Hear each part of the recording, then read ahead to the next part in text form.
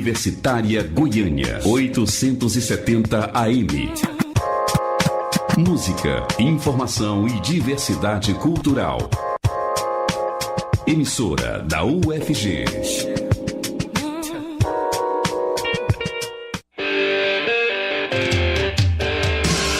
Começa agora o Estação Esportiva.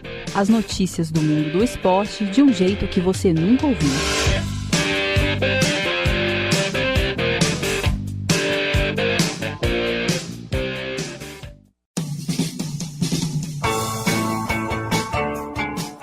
Muito boa noite a você, ouvinte, que está ligado na Universitária pelos 870 AM do seu rádio ou conectado pelo nosso site www.radio.ufg.br. Está começando agora o Estação Esportiva, uma produção dos estudantes de jornalismo da Universidade Federal de Goiás. E quem vai estar com você nesse início de noite de sexta-feira sou eu, Daniela Vessiani, hoje acompanhada da Rawane Rocha. Boa noite para você, Rawane. Boa noite, Daniela. E no programa de hoje você confere mais um boletim especial da série A Copa no Mundo. No quadro Na Geral, vamos ter uma enquete sobre quem vai ser o substituto de Daniel Alves na Copa do Mundo. Além disso, vamos trazer as principais notícias do que vai rolar no Campeonato Brasileiro nesse final de semana. Tudo isso e muito mais você acompanha na sequência do Estação Esportiva de hoje. Futebol goiano.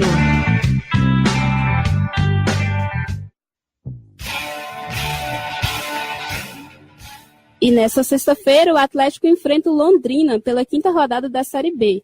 O jogo é no Estádio Olímpico, às 9h30 da noite, e marca o reencontro do técnico Cláudio Tencati com seu ex-time. O Dragão tem 6 pontos e ocupa a 10ª colocação. Já a equipe paranaense conta com 7 e está na 7ª posição. Na última rodada, o Atlético foi derrotado fora de casa pelo CRB por 3-1. O time goiano vem sofrendo com a defesa nesse ano e já levou 8 gols nessa Série B. O volante Bileu declarou que o time vem deixando muito espaço pelo meio e que o sistema defensivo precisa fazer para evitar esses deslizes. A gente em casa tá com 100% de aproveitamento, né? Infelizmente, estamos tomando muito gol mesmo e temos que trabalhar, né? Posicionamento, ter um pouco mais de atenção ali na recomposição, né? Que a gente está deixando um buraco ali no meio, como o professor falou para nós, que estamos deixando um buraco ali no meio. Temos que nos aproximar mais ali para não deixar tanto buraco como a gente deixou contra o CRB, né? Segundo Bileu, o treinador já advertiu a equipe quanto aos erros defensivos. Falta aos atletas colocarem em prática essas advertências. O rubro-negro vai ter algumas mudanças para a partida. O goleiro Clever, contestado pela torcida, vai dar lugar para Jefferson. No setor ofensivo, o atacante Tito sentiu o tornozelo esquerdo e Júnior Brandão pode ganhar a vaga. Insatisfeito com a atuação de Clever, o técnico Cláudio Tencati comentou sobre a entrada de Jefferson no time titular.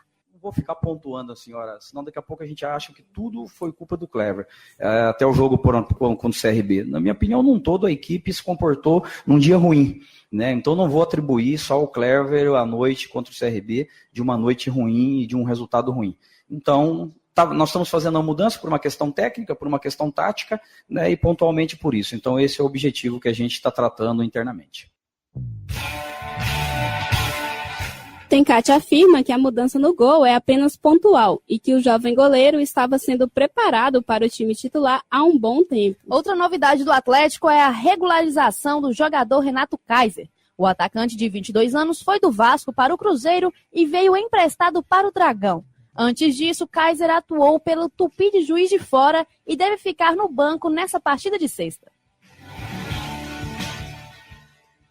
O Vila Nova defende a liderança contra a Ponte Preta nesse domingo, às 16h no Serra Dourada. O Tigrão tem como desfalque o volante Wellington Reis, que se lesionou na última partida. Para substituir o meio-campista, Emerson Maria conta com Moacir, volante que veio do futebol paulista. Apesar de triste com a lesão de seu companheiro, o jogador diz estar animado com a oportunidade. A troca de volantes deve ser a única mudança no Colorado, que vai ao Serra Dourada com força total. Se vencer, o time continua líder, já que o Fortaleza só pode chegar a 13 pontos nessa rodada. Para Emerson Maria, o time de Campinas é um dos mais fortes na segundona e a maior força de São Paulo depois de 4 grandes. A Macaca está com 6 pontos na 9ª posição. Os ingressos para o Vila Nova e Ponte Preta estão por R$ 40,00 na arquibancada e R$ 60,00 na cadeira. O valor de entrada para as mulheres é de R$ 5,00 em qualquer setor. A provável escalação do Tigrão para o embate deve ser assim: Matheus Pazinato no gol, Maguinho, Wesley Matos, Diego Giareta e Gaston Filgueira na defesa, Giovani, Moacir, Matheus Anderson no meio e Alain Mineiro, Reis e Elias no ataque. Após ser eliminado pelo Grêmio e dizer adeus à Copa do Brasil, o Goiás volta seu foco para a Série B. Em busca de reforços para o restante do ano, o Verdão negociava com Jonatas Belusso. O atacante, que chegou ao Vitória no começo desse ano, não emplacou. Com apenas 2 gols em 10 jogos, a vontade de ir para outro clube apareceu. O jogador estava para efetivar sua transferência para o time goiano, mas as equipes não chegaram a um acordo. O agente de Belusso, Marcelo Lipatin, disse que havia interesse nas partes, mas não houve consenso quanto aos números. O Goiás volta a campo amanhã lá no Castelão contra o Fortaleza. O embate é às 19h contra o vice-líder da Série B. O tricolor cearense tem 10 pontos e está atrás somente do líder absoluto, o Vila Nova. A partida vai ser a primeira de Ney Franco no comando do time, já que o técnico somente acompanhou a derrota para o Grêmio na última quarta-feira. Ney chega com a difícil missão de tirar o Goiás da zona de rebaixamento e retomar o ânimo da torcida.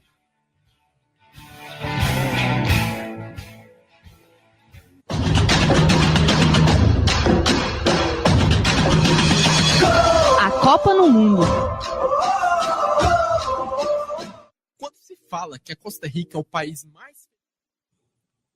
Em mais um episódio de A Copa no Mundo, vamos desvendar as belezas naturais e sociais da Costa Rica. Fique sintonizado no boletim de Paulo Emílio de Medeiros. Quando se fala que a Costa Rica é o país mais feliz da América Latina, logo já se pensa que toda a população é composta pela alta classe. Isso é um mito. A costa pode até ser rica, mas nem todos possuem um pé de dinheiro em casa. O que faz as pessoas do pequeno país da América Central serem tão satisfeitas são outros fatores além da questão financeira. A beleza natural também conta nessa felicidade. O território costarriquenho é banhado pelas águas agressivas do Oceano Pacífico na sua parte oeste, o que atrai surfistas do mundo todo. Já no litoral leste, o mar caribenho e sua cor azul turquesa deixam os turistas sem fôlego. Entre agosto e outubro, as praias de Oxional são invadidas pelas tartarugas fêmeas. Promovendo a famosa arribada, centenas desses répteis deixam a água um pouco e vão até a areia para dar seguimento à desova. Os interessados em acompanharem esse processo têm que tomar certos cuidados. Não se pode fazer um pio de barulho e nem emitir qualquer sinal de luz. É por isso que equipamentos eletrônicos precisam ser desligados e as fotografias com flashes são proibidas. Indo um pouco mais para o interior da Costa Rica, nos deparamos com rios exuberantes, como é o caso do Rio Celeste. Reza a lenda que quando Deus pintou o céu, ele lavou seu pincel nesse braço d'água. E não é de duvidar, já que o encontro dos rios Buena Vista e Quebrada Angria cria um leito de cor azul celeste belíssimo. Mas o turista precisa ter cautela ao tomar banho, porque nos pontos chamados Los Borbollones, o vulcão Tenório eleva a temperatura da água aos 70 graus Celsius. Além das bolhas formadas pelo vulcanismo, o viajante pode se surpreender com a fauna que circula as belezas aquíferas da Costa Rica. É possível encontrar preguiças, iguanas e coatis em todo lugar. Quanto à flora, bromélias, orquídeas e palmeiras dominam as áreas de vegetação. Mas de nada adiantaria a oferta de belezas naturais se não houvesse uma sociedade preocupada com o bem-estar geral. E os costarriquenhos atendem a esse requisito com gosto. Só para se ter uma noção, 96% da população da Costa Rica é alfabetizada, números comparados a países desenvolvidos. Além disso, a pequena nação possui o maior índice de desempenho ambiental da América. A capital, San José, foi a sede da Convenção Americana de Direitos Humanos de 1969. Hoje, a cidade hospeda a Corte Interamericana de Direitos Humanos, órgão responsável por julgar os casos de desprezo às garantias individuais dentro da América. Sem dúvidas, os costarriquenhos estão anos-luz à frente de outras nações quando o assunto é índice social. Mas ao virar a chave para o mundo da bola, o pequeno país ainda tem muito o que crescer. Assim como a fruta do país, o abacaxi, a Costa Rica tem a coroa do futebol na América Central. Mesmo assim, ainda possui poucas participações na Copa do Mundo, sendo a primeira apenas em 1990. De lá para cá, os Chilos estiveram presentes em 2002, 2006 e em 2014. Essa última campanha foi a melhor da história da seleção. Vale até uma parada para narrar essa trajetória surpreendente. A Costa Rica caiu no grupo que tinha Inglaterra, Uruguai e Itália, e por isso já foi dado como morta. Pois é, mas as belas apresentações de Joel Campbell, Brian Ruiz e Keylor Navas foram capazes de colocar a zebra na ponta da chave. Nas oitavas de final, os costarriquenhos eliminaram a Grécia e foram parar só nas quartas, quando a Holanda de Robin van Persie conseguiu passar nos pênaltis. A boa campanha de 2014 alimenta a fé do país americano na Copa da Rússia. O grupo, dessa vez, não é tão peso pesado quanto da jornada passada, mas ainda assim a Costa Rica aparece com uma azarona. Seus adversários vão ser o Brasil, a Suíça e a Sérvia, o que subestima as chances dos Chilos de avançarem na competição. Apenas daqui a 1 mês e 5 dias, vamos saber o que o futebol reserva para a seleção centro-americana. Para um país que tem um céu próprio em forma de rio, alcançar as nuvens não é algo impossível. Para o Estação Esportiva, Paulo Emílio de Medeiros.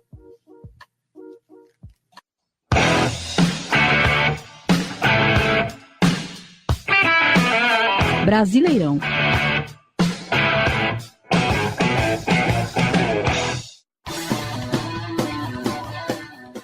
E agora, para falar de Brasileirão, está aqui comigo o Fabrício Vera. Boa noite, Fabrício. Boa noite, Raoni. Boa noite, ouvinte. Hoje é sexta-feira, o que significa que nesse fim de semana tem a 5ª rodada do Brasileirão.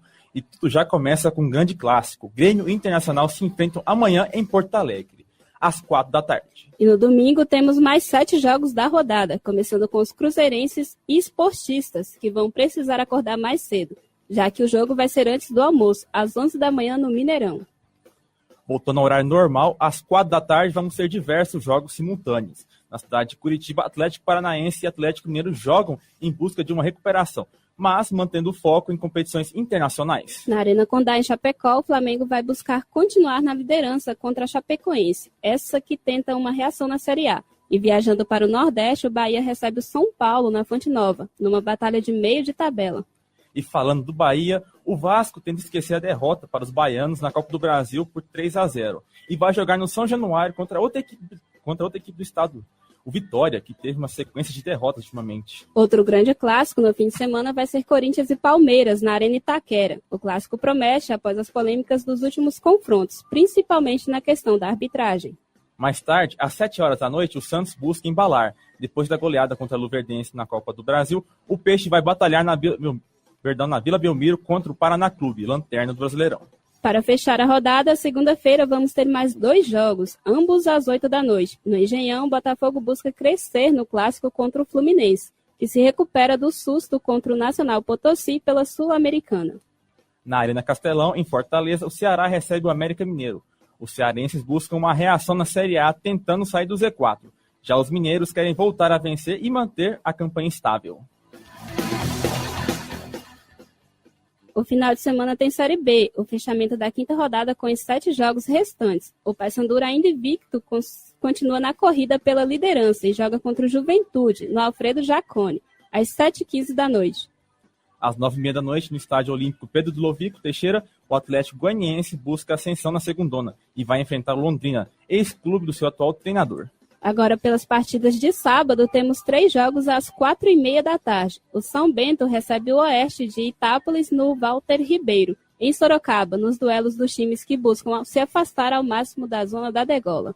Em Florianópolis, vamos ter um clássico no Orlando Scarpelli. O Figueirense vai receber o Avaí, e o principal clássico catarinense vai ser um duelo dos opostos, já que o Figueira está próximo do G4 e o Leão da Ilha busca se afastar mais da zona de rebaixamento. O CSA busca manter a boa fase, chegar à terceira vitória consecutiva e sonhar com G4. Para isso, a equipe do Walter vai receber o Boa Esporte, lanterna da Série B, sem nenhum ponto conquistado até agora. O Goiás busca renascer contra o Fortaleza, sob o comando do técnico Ney Franco. O Verdão busca sua redenção sábado às 19h contra o Fortaleza em pleno estádio Castelão. Para fechar o último jogo da quinta rodada da Série B, o Vila Nova busca manter a liderança da competição. O Tigrão recebe a Ponte Preta no domingo às 16h. Lembrando que a partida vai ser transmitida pela equipe Doutores da Bola a partir das 15h. Você está ouvindo Estação Esportiva, o horário nobre do esporte no seu rádio.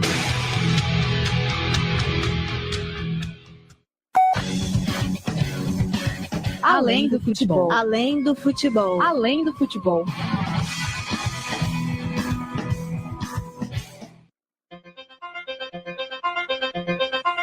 Agora eu, Daniela Veciana, estou aqui de volta e agora para darmos sequência ao quadro Além do Futebol, vamos trazer um boletim sobre Rafael Silva, judoca medalhista olímpico pelo Brasil nas Olimpíadas de 2016, que faz aniversário hoje. Saiba mais detalhes sobre a vida do atleta na voz de Augusto César de Oliveira. O judô é a modalidade que mais conquistou medalhas para o Brasil nas Olimpíadas. Ao todo, são 22 medalhas, sendo que 3 destas foram conquistadas na última edição, em 2016, com o ouro de Rafaela Silva e os bronzes de Mayra Aguiar e Rafael Silva, o Baby, de quem falaremos hoje. No dia de 11 de maio de 1987, nascia em Campo Grande, a capital do Mato Grosso do Sul, Rafael Carlos da Silva. Ninguém sabia naquele momento, mas acabava de nascer um dos maiores nomes da história do judô brasileiro. O judoca, que completa 31 anos de idade hoje, é também um militar tupiniquim. Atualmente, ele ocupa a graduação de 3º sargento no Exército Brasileiro. O atleta teve muitas dificuldades no início de sua trajetória no esporte. De acordo com o Rafael, ele começou a treinar apenas com 15 anos de idade, o que é considerado um pouco tardio para se iniciar na modalidade. Rafael também é conhecido como Baby, apelido que lhe foi dado devido ao seu perfil tranquilo, introspectivo e por ser, entre aspas, bonzinho com todos. Todos dizem que é uma grande pessoa e não só por ter 2 metros e 3 centímetros de altura. Além de sua alta envergadura, o atleta pesa 165 quilos e, portanto, compete na categoria de pesos pesados do judô. A trajetória de sucesso do judoca nos grandes circuitos da modalidade começou em 2010. Aos 23 anos de idade, ele conquistou a medalha de ouro nos Jogos Sul-Americanos de Medellín, na Colômbia. No ano seguinte, nos Jogos Pan-Americanos de 2011, disputado em Guadalajara, no México, Rafael conseguiu levar o prata para a delegação brasileira. Apesar dessa bela vitória, não foi o auge da carreira do desportista vindo de Campo Grande. Em 2012, 10 anos após começar sua história no judô, Rafael Silva foi o primeiro brasileiro a conquistar uma medalha pela categoria dos pesos pesados na Olimpíada. Em Londres, ele teve a honra de ganhar a medalha de bronze na clássica competição. Apesar de ter todos esses sucessos, nem tudo foram flores no decorrer de sua carreira. Em 2015, o medalhista olímpico sofreu uma lesão no tendão do músculo peitoral direito e precisou ser operado. Devido a essa contusão, o atleta ficou impedido de disputar torneios durante aquele ano. Portanto, Rafael acabou de fora da lista de convocados para o PAN de Toronto e o Campeonato Mundial de 2015. Apesar de tudo, o sul-mato-grossense conseguiu se recuperar e disputar as Olimpíadas do Rio de Janeiro em 2016. Na competição, ele conquistou novamente o bronze olímpico, sendo sua segunda medalha com a bandeira verde e amarela no kimono. Atualmente, Rafael Silva é o 5º colocado no ranking de lutadores acima dos 100 quilos, ranking este que é liderado pelo também brasileiro David Moura. Ambos fazem parte da equipe nacional que busca participar das Olimpíadas de 2020, que vai ser realizada em Tóquio. O nome de Rafael Silva já está gravado na história do judô brasileiro, assim como os de Flávio Canto, Thiago Camilo e Felipe Kitadai pelo masculino. Pela categoria feminina, há também grandes nomes, como sua, entre aspas, xará, Rafaela Silva, Mayra Aguiar e Sara Menezes. A expectativa para as Olimpíadas no Japão é alta, assim como o Baby. E mesmo tendo um apelido dócil, o bimedalhista brasileiro promete mostrar suas técnicas de gente grande. Em 2020, o judoca vai estar com 33 anos e é uma das principais apostas da Comissão Técnica Brasileira para levar mais uma medalha para casa. Augusto César para a Estação Esportiva. Na geral.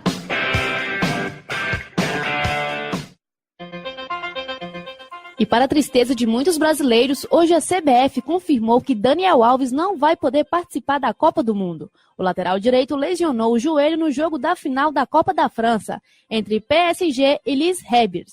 E agora a pergunta que não quer calar é: quem vai substituir o lateral direito na Copa do Mundo?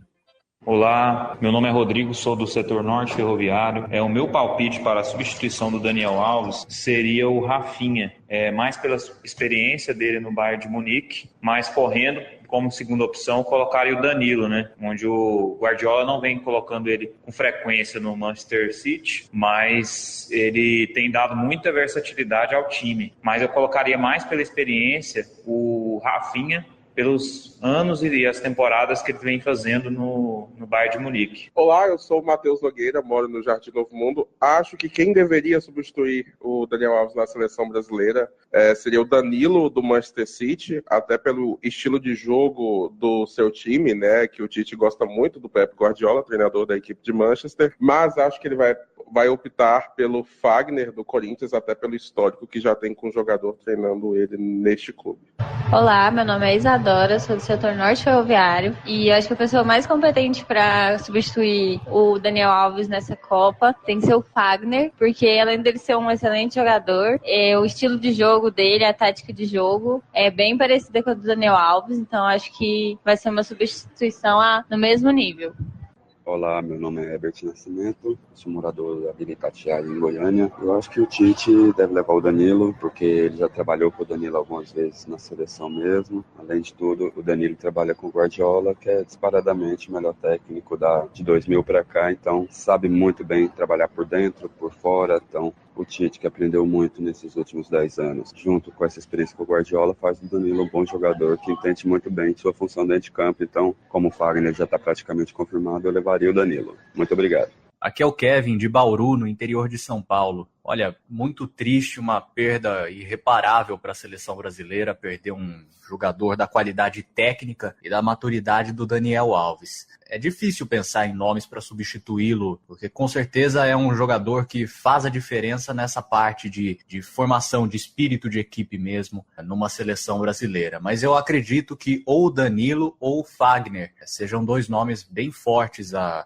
ficar com essa vaga na posição da lateral direita. Meu nome é Vitor Siqueira, sou do setor Castelo Branco de Goiânia. Na minha opinião, o convocado para substituir, que deve ser o titular na vaga de Daniel Alves, deve ser o Danilo, do Manchester City, já que ele foi convocado outras vezes, já tem uma certa ligação com o Tite, com o time do Tite, já conhece o jeito do time jogar e tem experiência internacional que facilita bastante para que ele seja o convocado e que seja o titular na Copa da Rússia. Boa tarde, meu nome é Aline Oliveira, sou de Indiara. Acho que quem deve ser convocado no lugar do Dani Alves é o Jailson, goleiro do Palmeiras, que aí a gente pega o goleiro Alisson e joga ele na lateral direita, vê se ele faz alguma coisa. Se o Tite quer tanto levar ele para a Copa, quem sabe não seja na lateral direita, porque no gol a gente já viu que não vai dar, leva 7 gols numa semifinal da Champions, já deixa aquele trauma. Brincando, mas agora falando sério, acho que o Fagner do Corinthians é uma boa opção. Bom, meu nome é Pedro Henrique, sou aqui de Goiânia. Na minha opinião, tinha que ser o Rafinha, lateral do Bayern, porque é um jogador que eu gosto do jeito que ele joga, um jogador que defende bem, um jogador rápido, e um jogador que faz outras funções além de lateral. Ele ainda pode ser utilizado ali no meio de campo. Ele pode estar ajudando ali no setor de meio de campo, ou então até como opção para o Tite, de querer fazer alguma mudança e querer utilizar ele no meio. É um jogador que já tem um bom tempo, que joga na Europa, já tem uma experiência com jogos de alto nível, conhece boa parte dos jogadores que vão estar na Copa também, então além da sua facilidade em jogar na posição, ainda pode contribuir com opiniões e conhecendo e falando um pouco de cada jogador. Giro esportivo.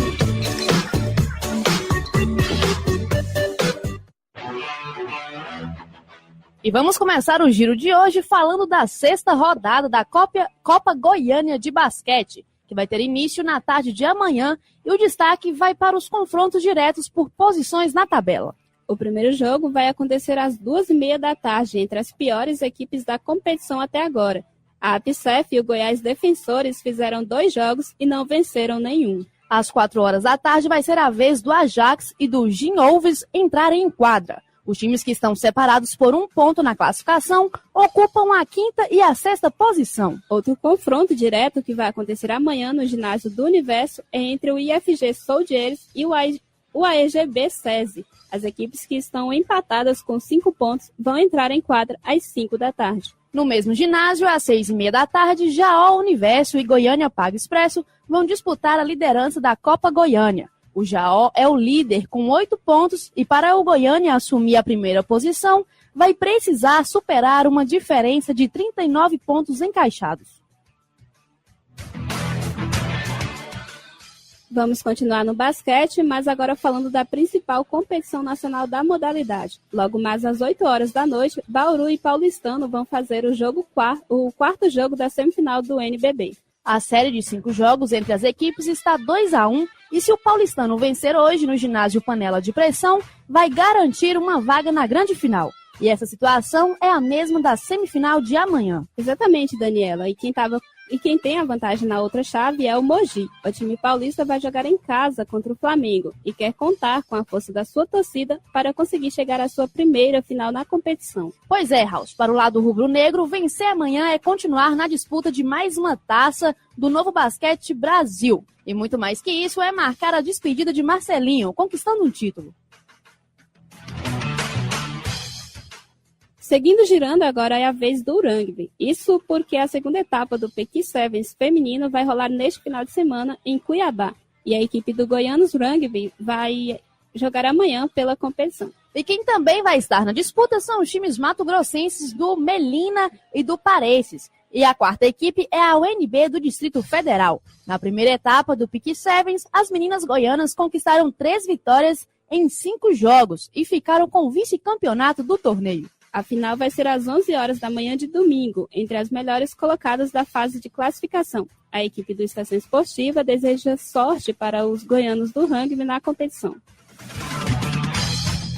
Goiás agora tem 2 promessas do esporte no Instituto Tênis em Barueri. Laifer Alexandre, de 9 anos, vai se juntar a Lorena Cardoso, que já treina na academia, que é uma das melhores do país. A oportunidade foi buscada por sua mãe, Tatiane Fagundes, que apostou no talento do filho e enviou um vídeo do pequeno jogando tênis para o Instituto. Através das imagens, Laifer foi chamado para uma semana de testes e foi aprovado. O garoto se destacou nas atividades pela velocidade na movimentação das pernas, habilidade e rapidez de aprendizado. Laifer, que não é o Thiago, aprendeu muito do que sabe fazer na quadra do quintal da residência de seus pais no Jardim América. Outro fator importante é que o pai de Laifer é o professor de tênis e a sua irmã, Jennifer Gabriele, é a 5ª melhor tenista feminina brasileira da categoria até 13 anos.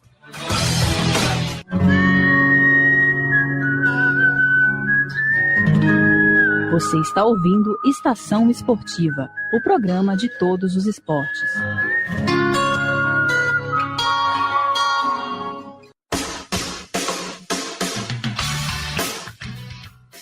E chega ao fim o Estação Esportiva dessa sexta-feira, dia 11 de maio de 2018. A apresentação foi de Daniela Vessiani e Rawane Rocha, com participação especial de Fabrício Vera. Produções e reportagens de Augusto César, Daniela Vessiani, Fabrício Vera, Marcelo Augusto, Mariana Siqueira e Rawane Rocha, e Paulo Emílio de Medeiros.